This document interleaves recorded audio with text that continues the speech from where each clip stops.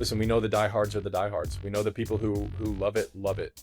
It's convincing and converting those who are maybe on the fence. Oh yeah, I could do it with it or do without it.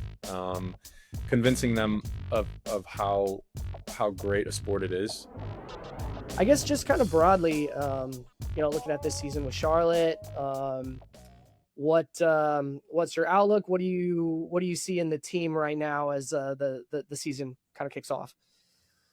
Yeah, I mean, I think you always come into the season with team goals and individual goals, and you look at the club from inception, and the first year to now, and everything has been on a pretty steady trajectory upwards.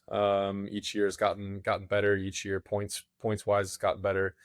Positionally, in terms of the table, has gotten better. So um, we've added a few pieces in Luca and Schneggy, and they're going to be really really good additions for us, to help the team out and kind of evolve and you know play a more hopefully a more progressive style, and that's kind of what we've tried to work on and implement throughout the course of the preseason, and now it's the trainings and all that happened during the week, and the repetitions. Now we get to put it into play for real coming up on Saturday. Yeah, and aside from the on-field element, it seems like the team there since its inception has really kind of inspired the local population there. When I look at the response from the fan base, it's been huge, and I look at the team and I'm kind of reminded of Seattle, just like playing in this big NFL stadium downtown and like kind of getting a big movement from the local population behind it. And I wonder for you, like on the ground as part of the team living in Charlotte, how you're experiencing that and what this team has done to kind of create this buzz in this community. Yeah, I mean, listen, it's funny because we move here, and you realize quickly how passionate the city is, and the fans are for the game and for the team. There's not really a day or two that go by that you go out into the grocery store, or you're out and about on in the little the surrounding areas, and people are like, oh, it's so and so, it's Tim, it's, oh, can I get a picture, can so it's we're fully part of the community, and it's great that the passion that they have, like I said, is incredible. Consistently drawing one of the top attendances in the league is huge, and I think it gives everybody another sport to gravitate towards. Obviously, there's a large immigrant population here in Charlotte, and they've gravitated towards the team and the club, and soccer in general. So it's great to be a part of. It's great to be able to go out on a weekend, and on a Saturday on a match day, and feel the energy and the buzz that the crowd bring before the whistle is even blown, and that gives us a huge boost as players, and you want to reward that energy with good performances, with good results, and ultimately with a good finish to the table, and be as high up as possible, and try to bring a trophy to the city. Yeah, and outside of Charlotte, I think the big storyline league wide is that this is going to be the last season with MLS playing under this spring to fall format that we've known since the league's inception, I should say. And it's a huge change, and it's something that had been in the works for a long time. And I wonder for you, now that you've had a couple months to kind of react and digest to this decision, like what you are making of this big change that's coming up for the league. Yeah, I think it's important. I think it's been a long time coming, like you said, and it's something that I think is really necessary in order to potentially attract higher caliber and more players to the league. I think it puts you on par with the leagues around the world in terms of transfer windows.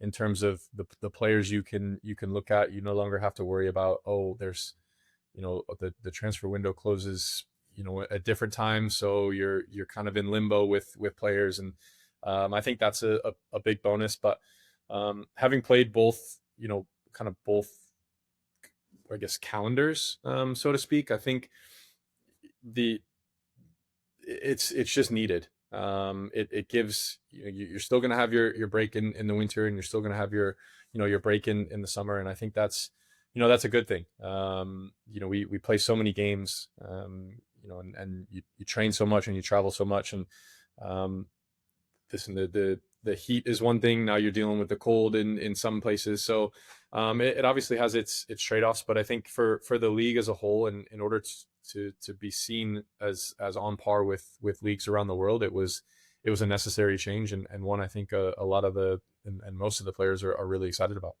Yeah, and for you personally, you're still continuing to operate at a high level as you get into your upper 30s. And, I think maybe your best season in England came like a year or two before you came back here as you were in your mid 30s. And I wonder if there's something in your game that you've had to change as you've gotten a little bit older. I think typically you see players when they're able to play this long, they have to kind of adjust how they play in certain aspects to continue to be effective. And I wonder if there are elements of your game that you think are different now, and have allowed you to remain at this level where you're, still with the national team, still starting in MLS, as you are getting up into your upper 30s.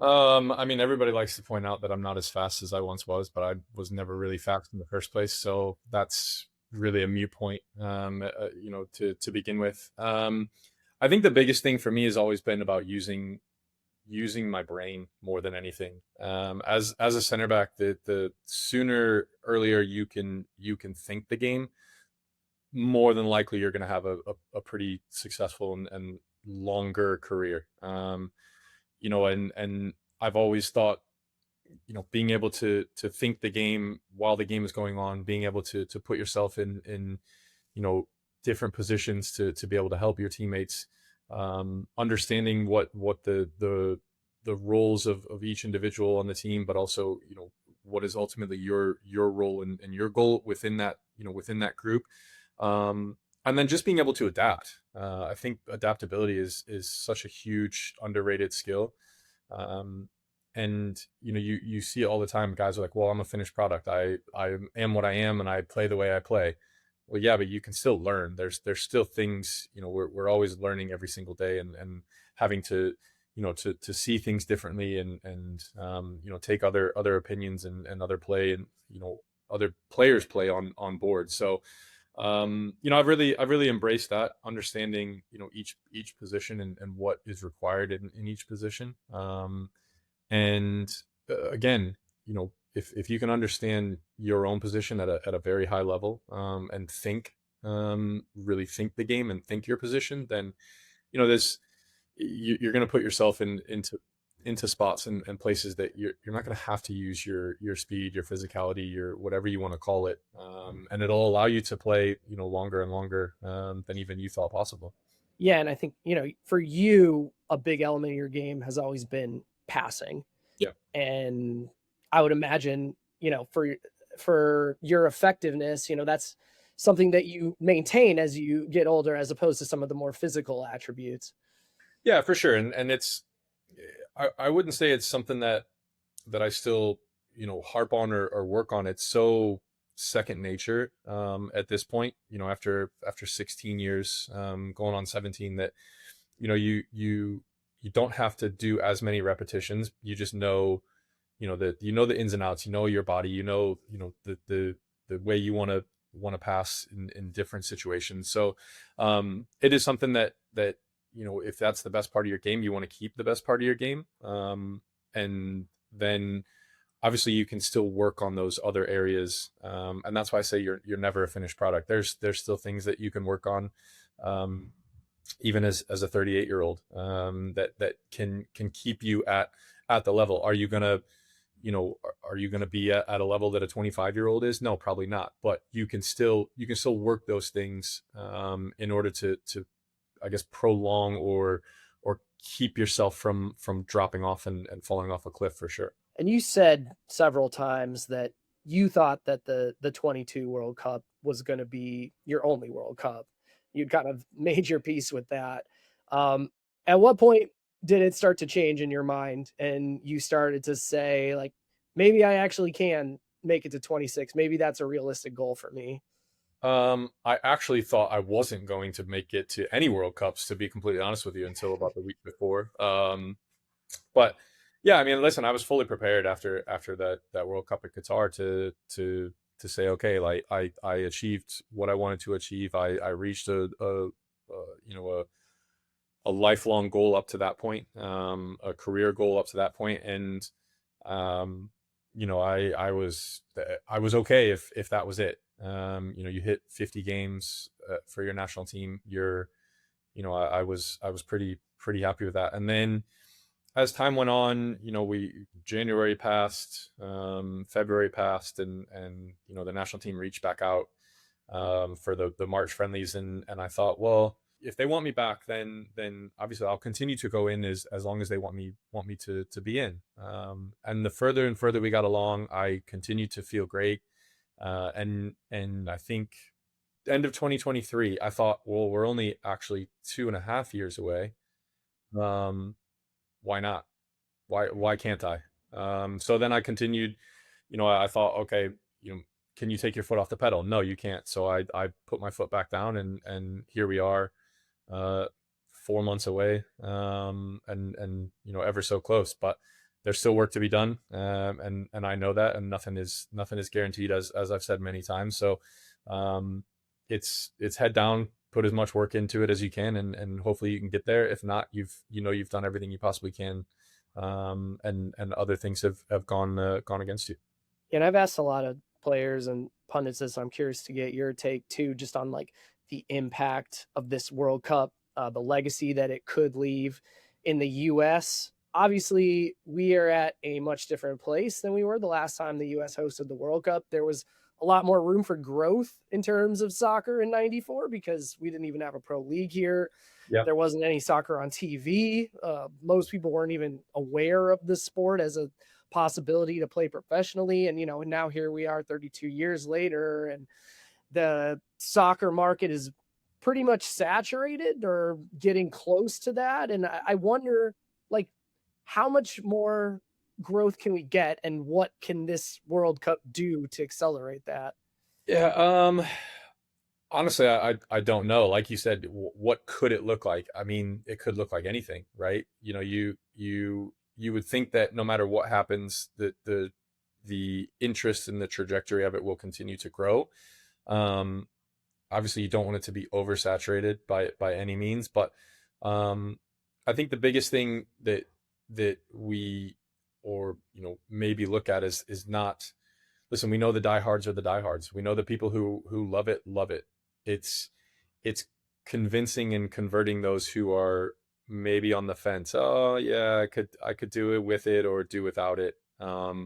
Convincing them of how great a sport it is, how much it can bring people together, and how important it is, globally. And we can, as a country, is we won't I won't say it's untapped, but it's not as tapped as a lot of countries around the world. And does it look like better talent evaluation? Does it look like less kids falling through the cracks? Does it look like more of the best athletes, and the kids who maybe choose another sport, they instead choose soccer? Is that what it looks like? So there's a few ways you can look at it, but I think it'll be down to obviously the players and the team to inspire the entire country, which is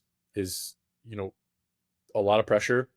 It's difficult, but it's also a great challenge. And if you can look at it as a challenge, and you know you can change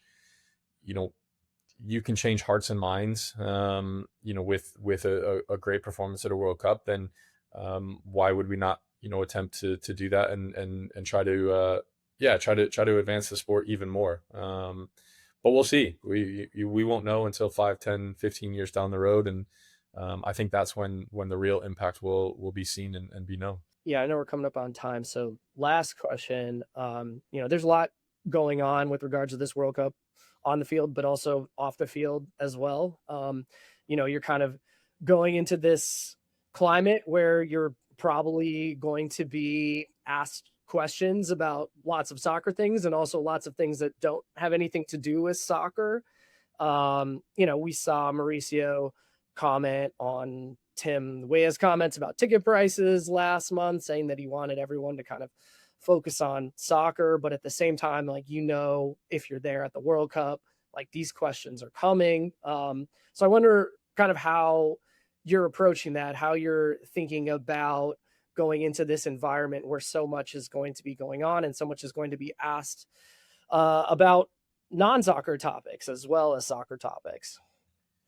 Yeah, I mean, I think it's interesting. I mean, obviously we know that there are other things going on, but the sport and what we do is not the be all end all of life. And so for us, it is our job, and it is the biggest tournament in the world, in the history of sport, and it is for us to our job to focus on that. What is it that we're trying to do? Do we sympathize, or can we sympathize with the paying fans? Absolutely. However, we can't control any of that. And for us as athletes, we always talk about what we can control, what we can control. What are our controllables? And that's not one of them. Things that are off the field are not one of them, unfortunately for us. And so, what can we do? Well, we can focus on what we do on the field, putting in good performances and inspiring, people all around the world, all around the country to get on board and go through this journey and go through this World Cup with us.